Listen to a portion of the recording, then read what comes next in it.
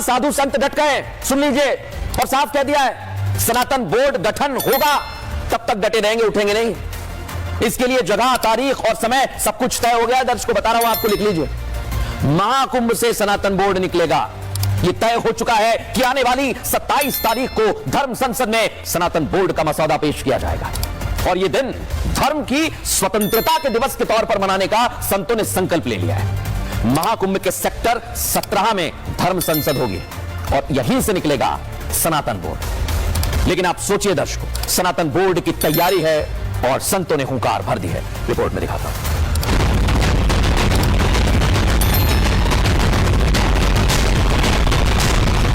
बिना सनातन बोर्ड के कुंभ पूरा नहीं होगा। सनातन बोर्ड की मांग नहीं होगी, सनातन बोर्ड की घोषणा होगी। जो सनातन बोर्ड का गठन हो।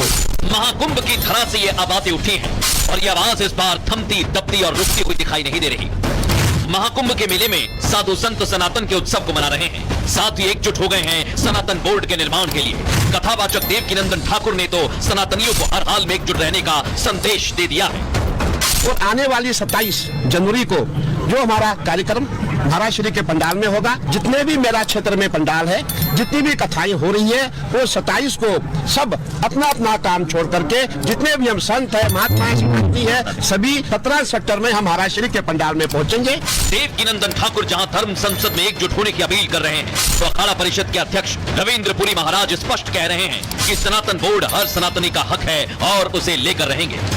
हमारा एक ही लक्ष्य है कि जो भी छोटे मठ है, छोटे मंदिर है, उनको सुरक्षा दी जाए, उनको बचाया जाए। सनातन बोर्ड वक्फ बोर्ड की तरह कब्जा नहीं करेगा। साधु संतों ने तो पीएम मोदी और सीएम योगी को महाकुंभ का मुख्य यजमान बताते हुए सनातन बोर्ड दक्षिणा के तौर पर देने की मांग कर दी है। और मैं तो ये कहूंगा, योगी जी, मोदी जी, बड़े बड़े धर्माचार्य, शंकराचार्य इत्यादि आए हुए, इन सबको यज्ञ के बाद दक्षिणा देनी पड़ती है। और इस समय सनातनियों के लिए सबसे बेस्ट दक्षिणा है, उसका नाम है सनातन बोर्ड।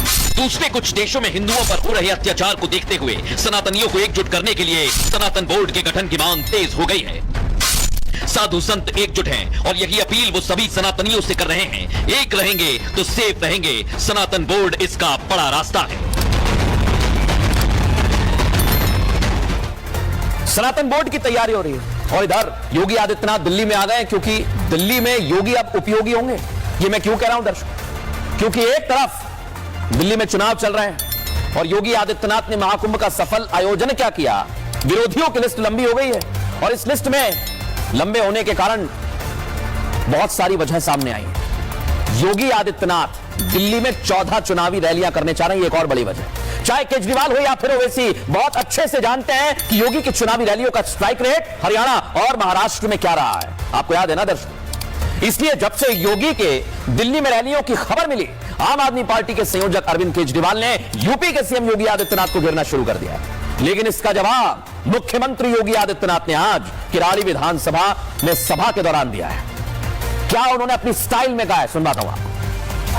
आजकल मैं सुन रहा हूं अपने भाषणों में से अरविंद केजरीवाल जी बार बार उत्तर प्रदेश की चर्चा कर रहे हैं, लेकिन उनको भूलना नहीं चाहिए, अब मॉडल के रूप में उत्तर प्रदेश को लोग देख रहे हैं।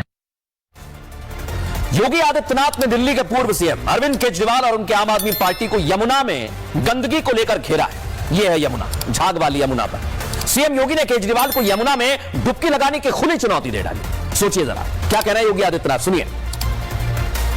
अगर एक मुख्यमंत्री के रूप में मैं और मेरे मंत्रीगण प्रयागराज के संगम में स्नान कर सकते हैं, तो मैं पूछना चाहता हूं दिल्ली में आम आदमी पार्टी के अध्यक्ष से अरविंद केजरीवाल जी से मैं पूछना चाहता हूं, क्या यमुना जी में वह भी अपने मंत्रियों के साथ जाकर के स्नान कर सकते हैं? क्या यमुना मैया को एक गंदे नाले के रूप में बदलने का अपराध क्या उन्होंने किया है कि नहीं किया? सुना ना आपने। और यमुना की हालत तो दिल्ली वासी देख ही चुके हैं। योगी आदित्यनाथ के दिल्ली में चुनाव प्रचार की बागडोर संभालते ही यहां पर हिंदुत्व फैक्टर की एंट्री तो हो गई है। क्यों कह रहा हूं मैं ऐसा? योगी आदित्यनाथ की रैली में आज एक पोस्टर नजर आया दर्शकों, ये देखिए। एक है तो सेफ है, बटोगे तो कटोगे। ये पोस्टर वही लगा है, इसी मंच पर बैठे हुए थे योगी आदित्यनाथ, जिसके साथ ही दिल्ली विधानसभा चुनाव में एंट्री हो गई हिंदुत्व की। यह नारा महाराष्ट्र और हरियाणा में आपको याद है ना कैसे चला था, और दिल्ली में भी विरोधियों पर यह भारी पड़ सकता है दर्शकों। क्यों कह रहा हूं मैं? इसकी एक वजह है। महाराष्ट्र हरियाणा चुनाव में यह नारा हिट रहा है। महाराष्ट्र में 17 सीट पर योगी ने प्रचार किया, 15 सीट पर जीत मिली। हरियाणा में 14 सीटों पर प्रचार किया और 9 सीटों पर जीत मिली। योगी का स्ट्राइक रेट 80% रहा और आपको अब सीट जाने का डर सताने लगा है, क्योंकि